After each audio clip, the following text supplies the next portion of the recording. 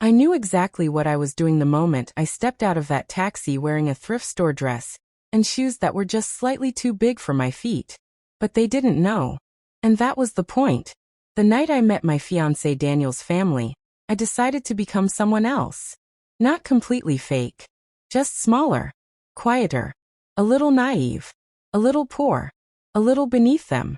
Because sometimes the only way to see someone's true face is to lower yourself enough for them to look down on you. Daniel thought I was nervous. He squeezed my hand as we walked toward his parents' mansion in Connecticut. "You'll love them," he said. I smiled softly. "I hope they'll love me." I already knew they wouldn't. And I needed proof. You see, Daniel believed his family was kind, generous, open-minded. He grew up in wealth so old it didn't need to be spoken about. Generational money, country clubs, private schools, investment portfolios discussed at dinner. And then there was me, or at least the version of me they were about to meet. A girl who worked at a small bookstore. A girl who took the subway. A girl who had never traveled outside her state.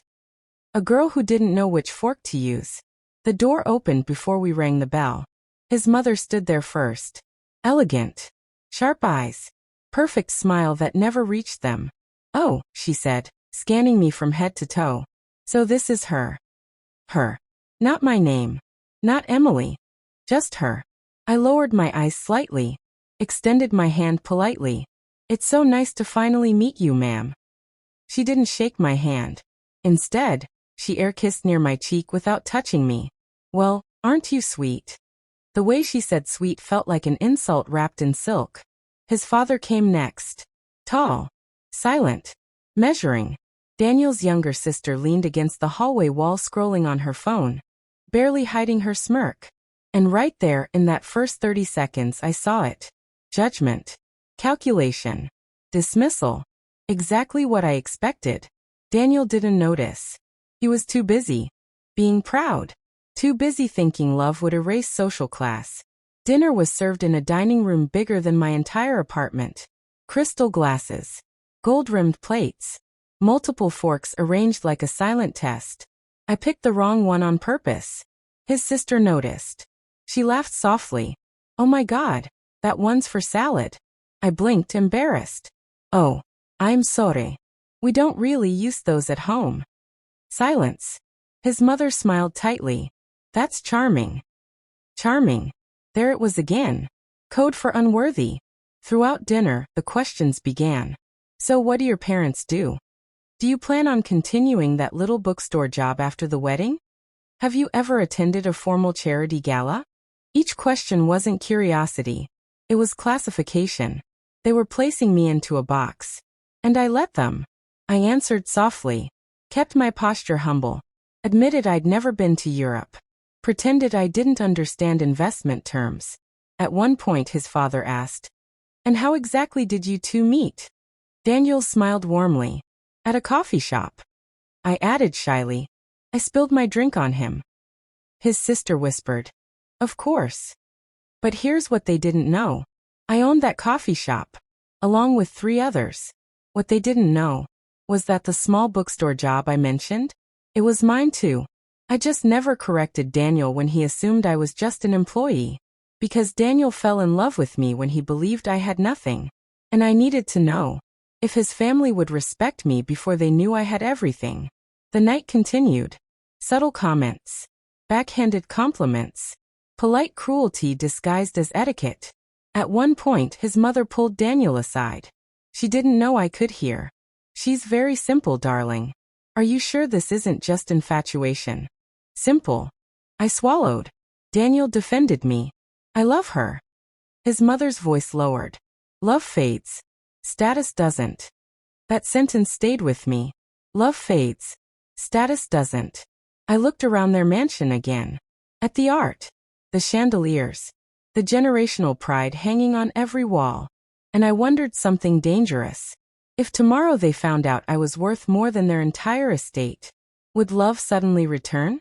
Or would respect? Because sometimes people don't hate poverty. They hate what they think poverty represents. Weakness. Dependency. Lower value. By the time dessert arrived, I had already decided. I wasn't just testing them. I was studying them. And what I discovered that night was only the beginning, because the real test wouldn't happen at dinner. It would happen the following week, when Daniel's father invited me to his private office, alone, and he made me an offer that would prove exactly what kind of family I was about to marry into, and what kind of woman they were underestimating. But before I tell you what he offered, there's something you need to understand about me. I wasn't pretending to be weak. I was observing power. And powerful people always reveal themselves when they think you're powerless. If you've ever felt judged before someone truly knew you, you're going to understand what happened next. Because what Daniel's father slid across that desk changed everything. The following week, Daniel's father called me personally. His voice was calm, polished, controlled. "I'd like to speak with you privately, Emily." Woman to future daughter-in-law. There was something deliberate about the pause. I agreed. Daniel didn't know. I didn't tell him. Because this wasn't about love. This was about power. When I arrived at his office in downtown Manhattan, I dressed the same way I had at dinner. Soft colors. Simple fabric. No labels. No signals of wealth. The receptionist barely looked at me. I was asked to wait. 43 minutes. Yes, I counted. Powerful people love to make you wait. It's a silent reminder of who they think matters more. Finally, I was escorted inside. His office overlooked the skyline. Floor-to-ceiling windows. Mahogany desk. Art that probably costs more than most people's houses. He didn't stand to greet me, just gestured to the chair across from him. I sat carefully, folding my hands in my lap. He studied me the way investors study unstable stocks. Calculating risk. Calculating loss. "You care about my son?" he asked. "Yes," I answered softly. He nodded. "I believe you do." That surprised me. But then his expression shifted. And that's precisely the problem. He opened a drawer, pulled out a thin envelope, placed it on the desk between us. Not sliding it yet, just letting it sit there. "I built everything Daniel will inherit," he continued. "Generations of discipline, strategy, reputation." His eyes sharpened. "And I will not watch it diluted by emotion." There it was. Emotion. Another word for me. He finally slid the envelope across the desk. The sound it made against the polished wood felt louder than it should have. Inside was a check. 7 figures. More money than most people see in a lifetime. "I assume," he said calmly, "this would significantly improve your circumstances." I let my fingers tremble slightly as I picked it up. Like someone overwhelmed. Like someone tempted. My heart wasn't racing. But I let him believe it was. "All you have to do," he continued, "is end the engagement." Silence filled the room. "You're young. You'll recover. Daniel will too. In time." He leaned back. "This protects everyone." Everyone. Except Daniel. Except love. Except truth. I lowered my eyes. "You think I'm with him for money," I said quietly. He didn't hesitate. "I think people without money are more vulnerable to it." That sentence told me everything. To him, poverty wasn't a condition. It was a character flaw. I swallowed. Let a single tear form. Not dramatic. Just enough. I would never hurt Daniel. His tone hardened slightly. "You would be helping him." There it was again. The justification. Wealth often disguises control as protection. I looked at the check again. Then back at him. "May I ask you something?" I whispered. He nodded. "If I take this, will you tell him the truth?" His jaw tightened. "No. Of course not. Because control works best in silence." I folded the check slowly, placed it back into the envelope, and pushed it toward him. His eyebrows lifted, just slightly. "I can't accept this," I said softly. "For someone like me, that's too much money." He studied my face, trying to read sincerity, trying to detect greed. "You're making a mistake," he said finally. Maybe, but not the one he thought. Because what he didn't know was that my net worth was 3 times the amount he just offered. And growing. But this was never about proving I was richer. This was about discovering whether love in that family was conditional. And now I knew. As I stood to leave, he said one more thing. If you truly love him, you'll reconsider. The elevator ride down felt long. Not because I was shaken, but because something inside me had shifted. This wasn't just disapproval. This was strategy. They weren't testing me. They were trying to remove me. And the dangerous part?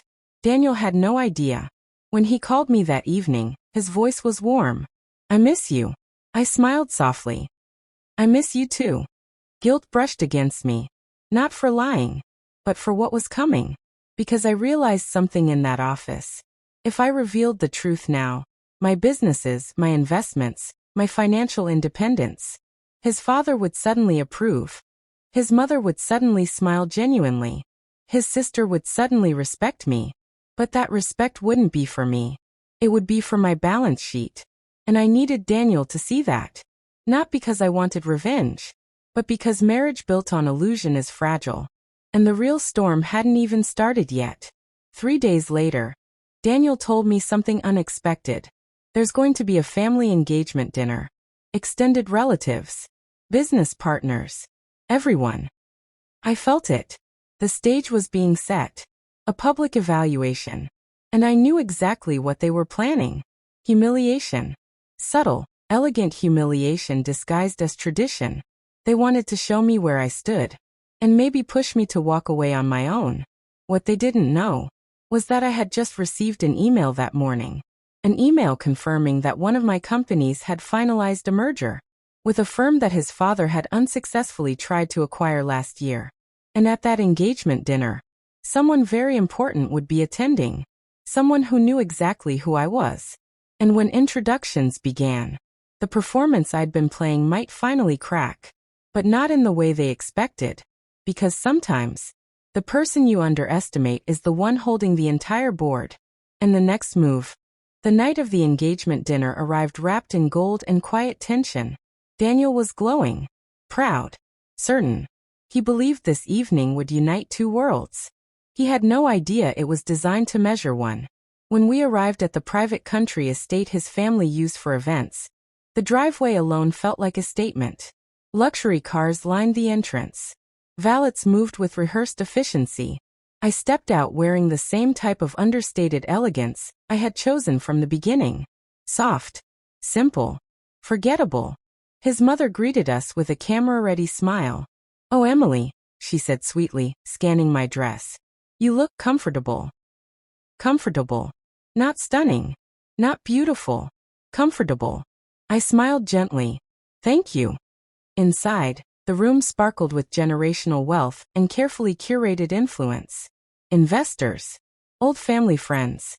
Business partners. This wasn't an engagement dinner. This was a board meeting disguised as celebration. As we moved through the room, I felt the glances. Curiosity. Judgment. Whispers. Daniel held my hand tightly, unaware that every introduction was subtly tilted. "This is Emily," his mother would say. "She works at a bookstore."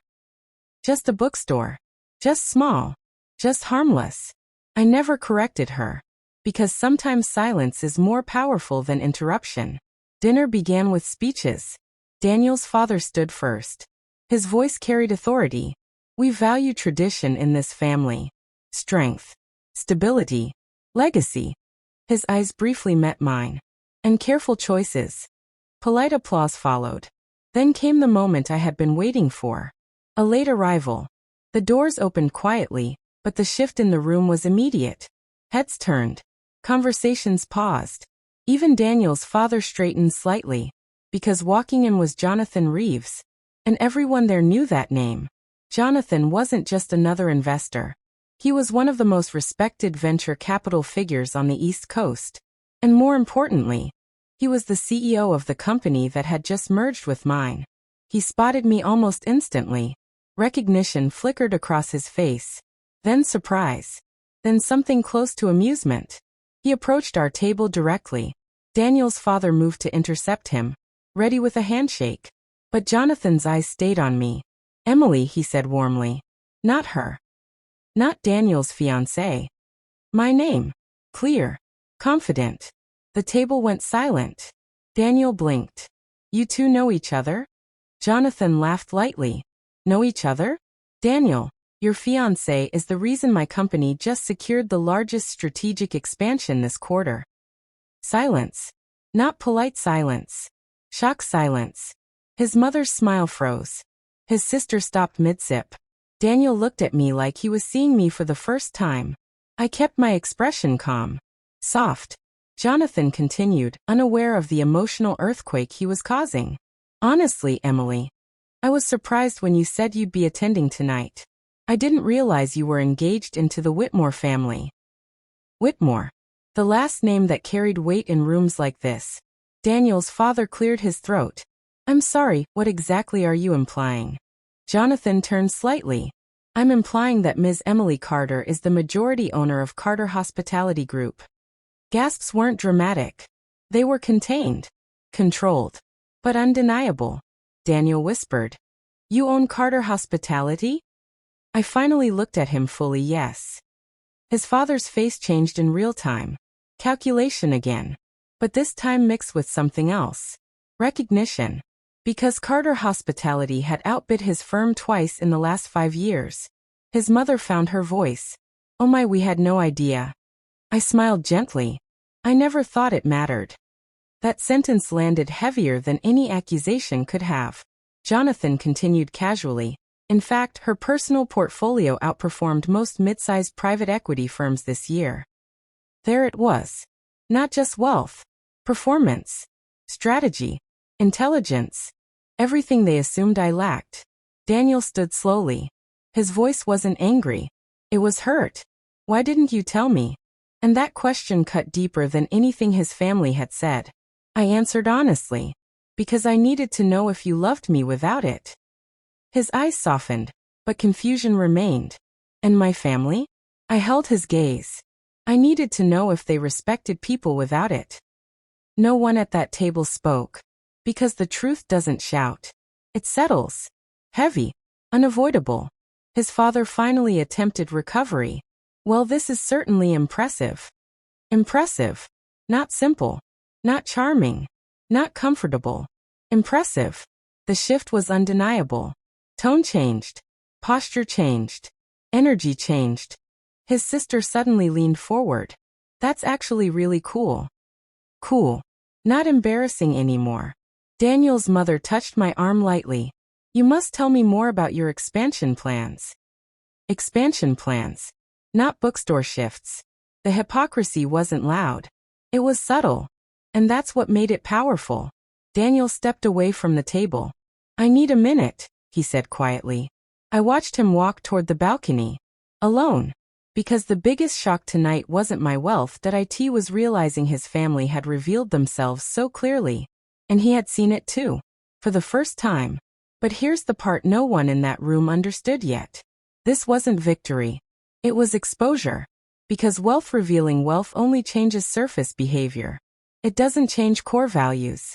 And later that night, when Daniel finally spoke to me privately under the dim lights of that balcony, he said something that made my heart drop. I don't know who you are anymore. And in that moment, I realized the real battle wasn't with his family. It was with trust. And trust, once shaken, doesn't rebuild with money. It rebuilds with truth. But the truth I was about to tell him would either strengthen us forever or end everything. Because there was one more secret I hadn't revealed. And this one. Daniel didn't look at me right away. He stood on the balcony, hands gripping the railing, staring at the dark stretch of trees beyond the estate lights. I feel like I've been standing next to a stranger, he said quietly. His voice wasn't angry. It was wounded. And that hurt more. I didn't lie to you. I answered softly. You let me believe something that wasn't true. The difference between lying and withholding can feel small. But emotionally, it's enormous. I needed to know, I said. Know what? Whether I'm shallow? No. I shook my head. Whether love in your world comes with conditions. He turned then. And you thought testing us was the right way? Testing. Maybe that's what it was. But it didn't begin with him. It began years ago. You know I don't talk much about my past, I said. He nodded slowly. I took a breath. When I was 19, I dated someone who loved my ambition, my drive, my vision. I swallowed. But when my first business succeeded, he changed. Daniel's expression softened slightly. He didn't like that I made more money than him. He didn't like that I made decisions without asking. He didn't like that I didn't need saving. I looked down at my hands. So he left. No, I said quietly. He stayed. And tried to shrink me. That word lingered.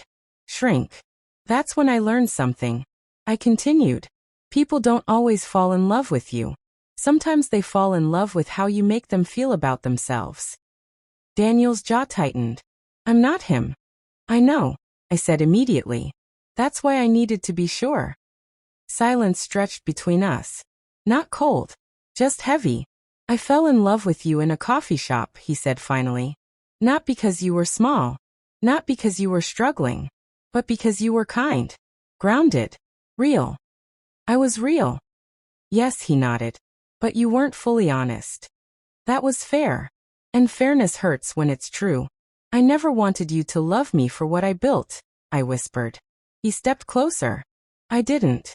But would your family have accepted me if I hadn't built it? He didn't answer. Because he couldn't. We both knew what tonight proved. After a long pause, he said something that shifted everything. My father met with you last week, didn't he? My breath caught slightly. How do you know? He's been unusually calm about this engagement since then. And tonight, the look on his face wasn't surprise. It was recognition. I held his gaze. Yes. He met with me. And there it was. The moment. He offered me money to leave you. The words didn't explode. They dropped. Dense. Heavy. Daniel went still. How much? Enough to assume I'd say yes. His hands clenched. And you didn't tell me. I wanted to see if he'd tell you. Daniel laughed softly. But there was no humor in it. He wouldn't. I know. The truth settled in. Not just about his father, but about the environment Daniel had been raised in. Control disguised as protection. Manipulation disguised as legacy. I need to talk to him, Daniel said. No, I said gently. Not like this. He looked confused. If you confront him in anger, he wins. He'll say I turned you against him. Daniel exhaled slowly. And what do you want to do? That question mattered. Because this was no longer about exposure. It was about direction. I want to know something, I said. If your family never approves, if they continue seeing love as transaction, will you still choose me? The question wasn't dramatic. It was honest. And honesty demands courage. Daniel stepped closer, until there was barely space between us. I choose you, he said firmly. But I won't cut off my family overnight. I need time to process this. That too was honest. And love built on honesty feels different than love built on passion. But the night wasn't over. Because while we stood on that balcony rebuilding fragile trust, inside the estate, something else was happening. Daniel's father wasn't embarrassed. He was calculating. And powerful men rarely accept being outmaneuvered quietly. The next morning, headlines began circulating in private investor circles. Whispers. Speculation. Anonymous claims questioning the ethics of Carter Hospitality's recent merger. Nothing illegal. Just doubt. Strategic doubt. The kind that shakes investor confidence. I received 3 calls before noon. 2 from board members. 1 from legal counsel. Daniel came over immediately when he heard. You think this is him? I don't think, I said calmly. I know. This was retaliation. Subtle. Sophisticated. Reputation pressure. Because when power feels threatened, it doesn't attack emotionally. It attacks structurally. Daniel looked devastated. I didn't think he would go this far. I did. And that's when he realized something painful. I hadn't tested his family because I was insecure. I tested them because I understood them. And now the question wasn't whether they approved of me. It was whether they were willing to damage me. And more importantly, whether Daniel was strong enough to stand between us. Because love isn't tested when everything is easy. It's tested when choosing each other costs something. By evening, another message arrived. A formal invitation. From Daniel's father. Family meeting. No outsiders. No business associates. Just us. The tone was polite, but the timing wasn't. Daniel looked at me carefully. This is a confrontation. Yes, I said. And this time, there will be no pretending. Because now they knew who I was. And I knew exactly what they were capable of. But what none of us understood yet was that someone inside their own family was about to reveal a truth far more dangerous than money. And when that truth surfaced, it wouldn't just threaten our engagement. It would threaten their entire legacy. The atmosphere inside the Whitmore estate felt different this time. Not celebratory. Not performative. Controlled. Tight. Daniel's father was already seated when we arrived. His mother sat beside him, posture flawless as always. His sister lingered near the window, unusually quiet. No small talk. No polites mails. Just intention. Daniel spoke first. Did you try to sabotage Emily's company? Direct. No warm-up. His father didn't flinch. I protect this family. That wasn't my question. Silence. Then calmly, business is competitive. Emily. That was the first time he used my name without hesitation. But it wasn't respect. It was acknowledgement of power. You offered her money to leave me, Daniel continued. His mother inhaled sharply. His sister looked confused. You did what? She asked. His father ignored her. I offered a solution. You offered control, Daniel replied. The temperature in the room shifted. I stepped forward gently. You underestimated something, I said calmly. His eyes met mine. And what is that? That I wasn't testing your wealth. I was testing your values. His mother's composure cracked slightly. We were concerned, she said. You presented yourself as dependent. I presented myself as human. That landed harder than expected. Because in families built on legacy, humanity is often secondary to reputation. Daniel's father stood slowly. You believe you've won something here, he said quietly. But marriage into this family isn't about emotion. It's about alignment. Alignment? Daniel repeated. Yes. Shared vision. Stability. Structure. And where does love fit? Daniel asked. His father didn't answer immediately. That silence was the loudest thing in the room. Before he could respond, something unexpected happened. Daniel's sister spoke. You're being hypocritical. All heads turned. She rarely challenged him. Excuse me, his father said coldly. You're acting like this is about legacy. She continued, voice trembling slightly. But you married Mom against Grandpa's wishes, remember? His mother stiffened. That's different. No, it's not, she said. Grandpa thought Mom wasn't from the right background. And you fought for her. The room went very still. Because generational hypocrisy is dangerous when exposed. Daniel looked at his mother. Is that true? She hesitated. And hesitation is confirmation. Yes, she said quietly. Your grandfather didn't approve of me. Daniel's father's jaw tightened. That has nothing to do with this. It has everything to do with this, Daniel replied. The narrative was cracking. The untouchable legacy suddenly looked human. Flawed. Emotional. Just like everyone else. But then his father said something none of us expected. There's more at stake than you understand. His tone had changed. Not dominant. Defensive. I watched carefully. What does that mean? Daniel asked. His father exhaled slowly.